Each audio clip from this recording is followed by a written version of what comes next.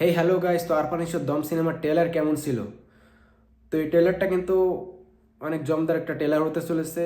আর সেটা কিন্তু ট্রেলারটা আমি দেখলাম, দেখার পরে কিন্তু বুঝতে পারছি যে এই সিনেমার যে আর কি কনসেপ্টটা, এইটা একটু মানে একজন ছেলে প্রবাসে আসবে, প্রবাসে আসার পরে তার জীবনে কি কি ঘটে যায় আর কি, একটা ঝামেলার ভিতরে পড়ে যাবে আরফান নিশো, এই ধরনের একটা বিষয় নিয়ে এই সিনেমার কনসেপ্টটা।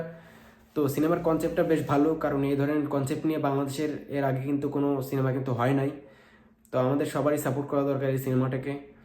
আর যতটুকু দেখলাম ট্রেলারের ভিতরে, আরফান নিশোর অভিনয় কিন্তু মারাত্মক মারাত্মক লেভেলের। আর আরফান নিশো কিন্তু বাংলাদেশের সব থেকে ভালো একজন অভিনেতা। সাকিব খানের পরে যদি সব থেকে ভালো অভিনেতা কাউকে বলতে হয়, সেটা কিন্তু আরফান নিশো। তো যাই হোক, আমার কাছে এই ট্রেলারটা বেশ ভালো লেগেছে। আপনাদের কাছে কেমন লেগেছে সেটা কমেন্ট বক্সে জানাবেন। আর দম সিনেমা আপনারা দেখার পরে আমাকে জানাবেন যে আসলে এই সিনেমাটা কেমন ছিল, কারণ আমি দেশের বাইরে থাকি, আমি হয়তো বা হলে গিয়ে এই সিনেমাটা দেখতে পারবো না। আপনাদের মুখ থেকে শুনে তারপর আমাকে এই সিনেমাটা রিভিউ করতে হবে। তো আপনারা আমাকে এই সিনেমার রিভিউটা আর কি শেয়ার করবেন, তাকে আমি অনেক অনেক ধন্যবাদ জানাবো, কারণ আমি দেশের বাইরে থাকি। আমি শুধু কন্টেন্টগুলো নিয়েই শুধু কথা বলতে পারবো, তাছাড়া তো আমার কাছে আর কোনো কিছু উপায় নাই। কারণ এই সিনেমাটা যদি বাইরে যদি রিলিজ করতো, যদি সৌদি আরবে রিলিজ করতো, তাহলে নাই দেখতাম। বাট এটা তো আর সম্ভব না। তো যাই হোক, চেষ্টা করব সিনেমাটা নিয়ে কথা বলার জন্য, সিনেমা নিয়ে কথা বলার জন্য। আপনাদের ভালোবাসাই, আপনারা যত বেশি ভালোবাসবেন আমাকে, আমার এই চ্যানেলটাকে, তত বেশি আমার এই চ্যানেলে ভিডিও আসবে, কন্টেন্টগুলো তৈরি হবে।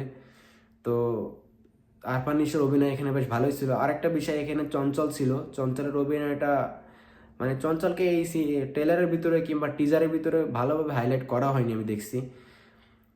কারণ চঞ্চল এমন একজন অভিনেতা যে চঞ্চল একাই একটা সিনেমাকে টেনে নিয়ে যেতে পারে।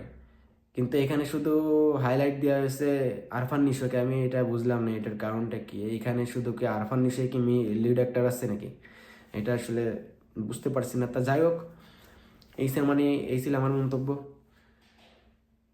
তো আপনারা যদি আমার চ্যানেলে নতুন হয়ে থাকেন, তাহলে please like and subscribe. Thanks for watching.